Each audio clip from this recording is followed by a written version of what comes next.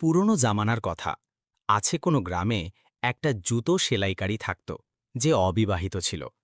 সে দিনভর লোকেদের জুতো সেলাই করত এবং তাতে তাকে যে পয়সা মিলত, তাতে তার গুজরান চলত। তার আয় এত কম ছিল যে কোনো মতে তার পেট ভরতে পারত। তাই সে তার বিয়ের ব্যাপারে কখনো ভাবেনি।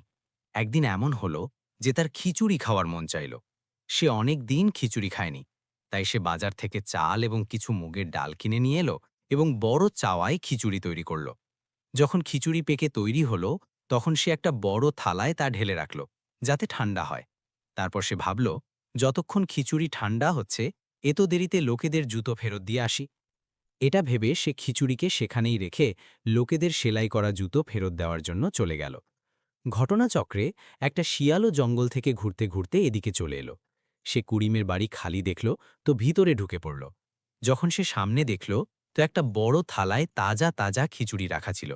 শিয়াল ভুখা তো ছিলই, সে দেখা মাত্রই তাড়াতাড়ি খিচুড়ি খাওয়ায় লেগে গেল। এখনও সে পুরো খিচুড়ি শেষ করেনি যে দুর্ভাগ্যবশত বাইরে থেকে করিম এসে গেল।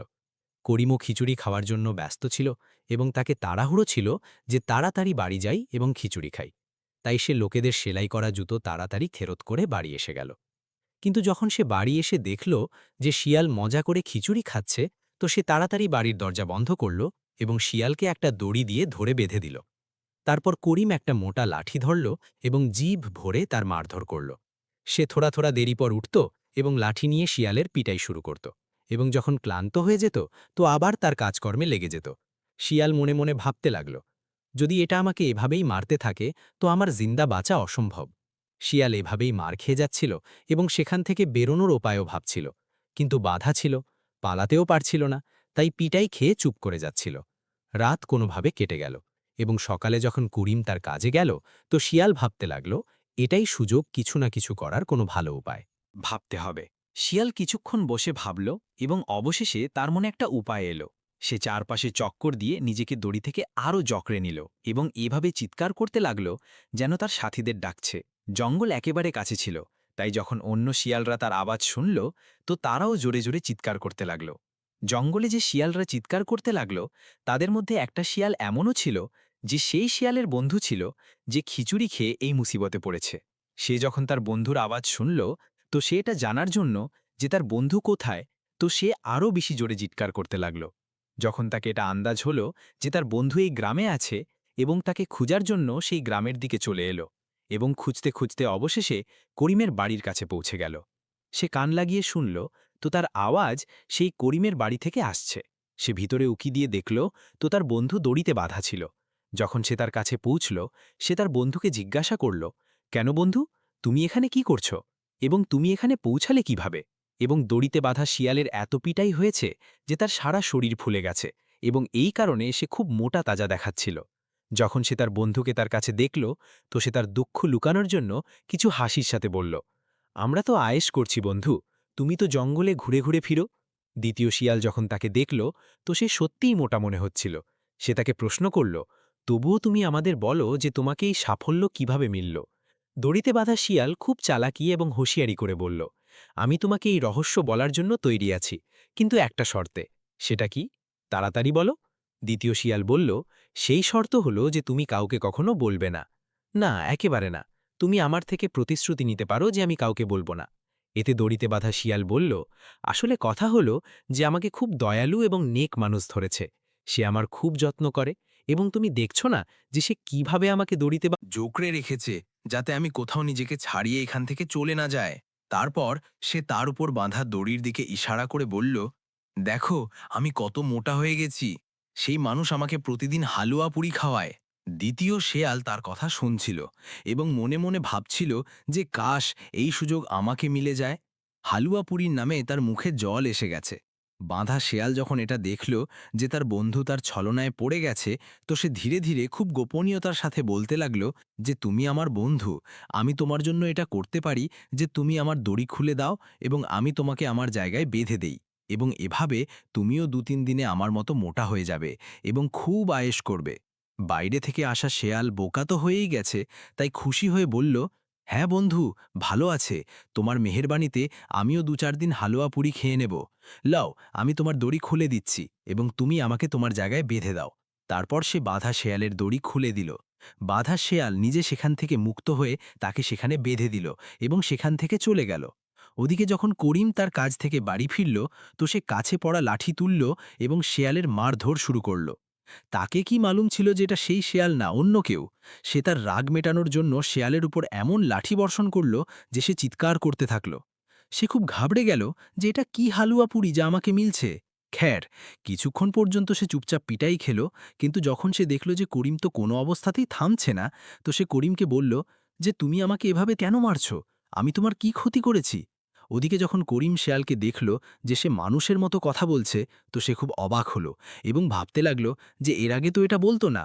সে মনে ভাবল, নিশ্চয়ই এটা আমাকে আগে বোকা বানাচ্ছিল, তাই এটা আমার সাথে কোনো কথা বলেনি এবং এখন হয়তো এটা খুব বেশি মার খেয়েছে, তাই আমার সাথে কথা বলতে লাগলো। করিম ২-৪ লাঠি আর বর্ষণ করল এবং বলতে লাগল যে যতক্ষণ আমি আমার খিচুড়ির প্রতিশোধ পুরো না নেব, তো তোমাকে এভাবে মারতে থাকব। বলো, তুমি আমার খিচুড়ি কেন খেয়েছ? শিয়াল বেচারাকে এখন বুঝতে পারল যে তার বন্ধু বেচারা করিমের খিচুড়ি খেয়েছে এবং তাই তাকে বেঁধে রেখেছে। সে করিমকে বলল যে আমি তোমার কোনো খিচুড়ি খাইনি।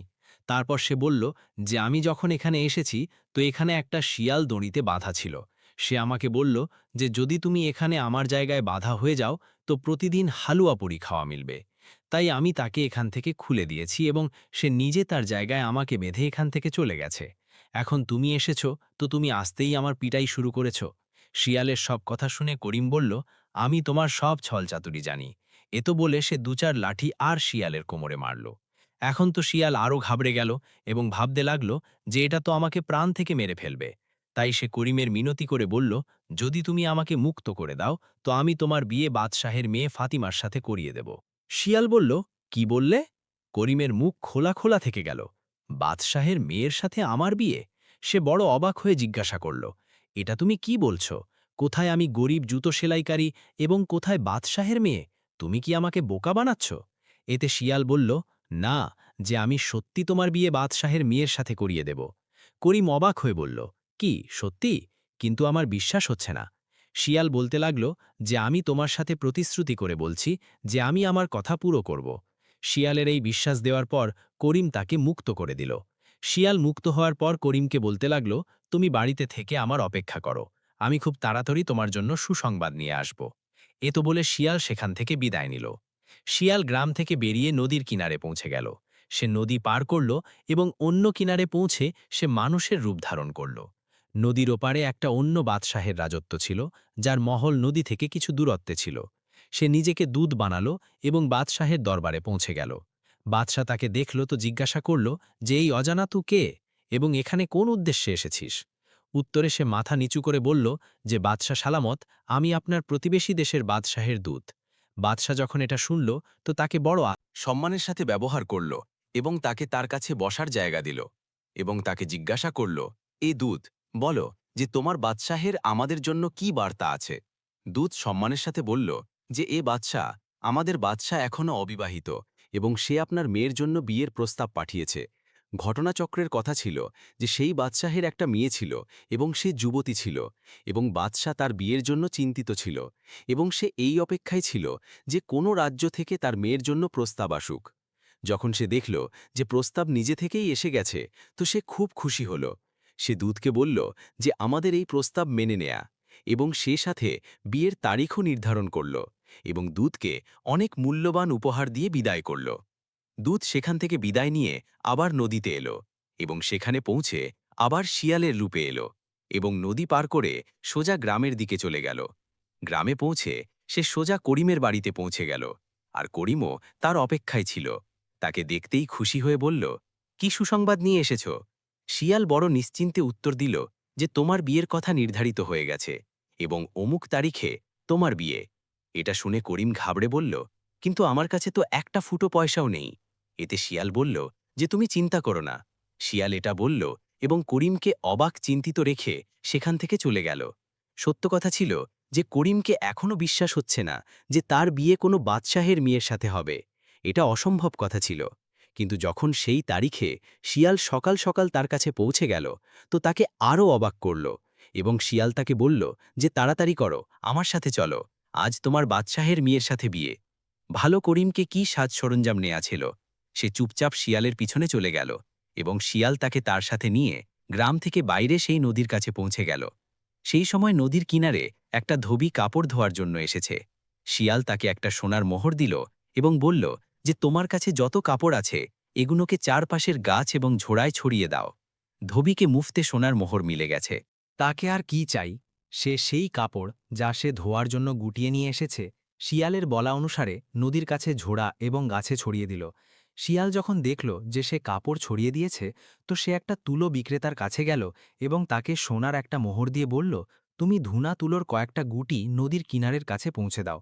তুলো বিক্রেতা মানুষ সোনার মোহর নিয়ে ধুনা তুলোর কয়েকটা গুটি নদীর কিনারে পৌঁছে দিল এবং যখন এটা সব হয়ে গেল তো শিয়াল করিমকে বলল, তাকে যেমন আমি বলি তুমি তেমনই করো। করিম বলল যে হ্যাঁ, তুমি যেমন বলবে আমি তেমনই করব। তারপর শিয়াল করিমকে বোঝাতে বলল যে আমি নদীর ওপারে যাচ্ছি এবং তুমি আমাকে এখান থেকে ওখানে যেতে দেখতে থাকো।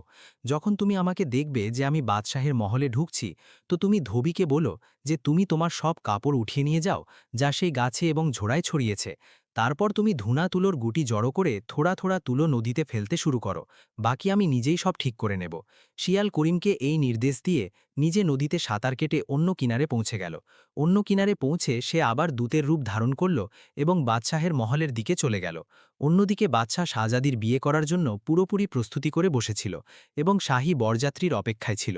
সে এই অপেক্ষায় মহলের ছাদে চড়ে দেখল তো ধুবি যে কাপড় গাছে এবং ঝোড়ায় ছড়িয়ে রেখেছে তাদের দেখে বাদশাকে মনে হলো যেন বরযাত্রী নদীর ওপারে শিবির ফেলে রেখেছে এবং এখানে পৌঁছতে চলেছে এবং সে এই অপেক্ষায় বসেছিল। শিয়াল যেই দূতের রূপে বাদশাহের মহলে পৌঁছল পিছনে করিম শিয়ালের নির্দেশ অনুসারে ধুবিচে বলল যে সে তাড়াতাড়ি তার সব কাপড় গাছে এবং ঝোড়া থেকে উঠিয়ে নেয়। তারপর সে তাড়াতাড়ি ধুনা তুলোর বড় বড় গলা নদীতে ফেলতে লাগল। নদীতে তুলোর গলা ডুবে ভাসতে দূর থেকে এমন মনে হচ্ছিল যেন বড় বড় নৌকা নদীতে ডুবে এবং ভাসছে। ওদিকে দুধ যেই বাদশাহের মহলে পৌঁছল তো সে কাঁদতে কাঁদতে শুরু করল। তাকে এভাবে কাঁদতে পিটতে দেখে বাদশা খুব চিন্তিত হল এবং তাকে জিজ্ঞাসা করতে লাগল, তোমাকে কি হয়েছে এবং শাহজাদির বরযাত্রী কোথায়? বাদশা সালামত, খুব খারাপ হয়েছে, আমাদের বাদশা বরযাত্রীর সাথে নদী পার করছিল যে প্রচণ্ড ঝড় এসে গেল। সব সাজ সরঞ্জাম, আমির উজির, আত্মীয় স্বজন এবং ফৌজের লোক নৌকা সমেত ডুবে গেছে। এবং আমাদের হবু জমাই কোথায়? সে কি ডুবে গেছে? বাদশাহ চিন্তিত হয়ে জিজ্ঞাসা করল। এতে দূত বলল যে বাদশাহ সালামত, ভাগ্যক্রমে আমি এবং বাদশাহ বেঁচে গেছি এবং সেও শরীরের কাপড়ের সাথে। এবং বাদশাহ সালামতের তো পোশাকও ছিন্ন ভিন্ন হয়ে গেছে। একটা গরিব মানুষ থেকে কাপড় নিয়ে তাকে পরানো হয়েছে। কিন্তু সে এই মুহূর্তে কোথায়? বাদশাহ চিন্তিত হয়ে জিজ্ঞাসা করল, হুজুর, এই মুহূর্তে সে নদীর ওপারে একা একা বসে আছে। এটা শুনতেই বাদশাহ তার উজির এবং সৈন্যদের আদেশ দিল যে এখনই যাও এবং পুরো শান শৌকতের সাথে আমাদের হবু জামাইকে মহলে নিয়ে এসো। আদেশের দেরি ছিল যে সেই মুহূর্তে ফৌজের সৈন্য করিমকে নিয়ে মহলে পৌঁছে গেল। সেই সময় পর্যন্ত ধুবি তার সব কাপড় গুটিয়ে চলে গেছে এবং তুলোর বড় বড় গালা নদীতে ডুবে গেছে। শুধু করিম অবাক চিন্তিত অন্য কিনারে বসে এটা সব দেখছিল। তারপর করিমকে নৌকার মাধ্যমে নদী পার করানো হলো এবং বড় শান শৌকতের সাথে বাদশাহের মহলে পৌঁছে দেয়া হলো। যখন বাদশাহ তার হবু জামাইকে জিন্দা পেল তো তাকে দেখে খুব খুশি হল এবং এভাবে শাহজাদি ফাতিমা এবং করিমের বিয়ে বড় ধুমধাম করে করানো হলো। বিয়ের পর দূত বাদশাকে বলল যে আলিম পানা যদি অনুমতি দেন তো একটা কথা বলি। বাদশাহ বলল, অবশ্যই বলো, আমাদের পক্ষ থেকে অনুমতি আছে। দিলজি বড় সম্মানের সাথে বলল, আলিমপানা, আপনার জামাইয়ের সবকিছু লুট হয়ে গেছে।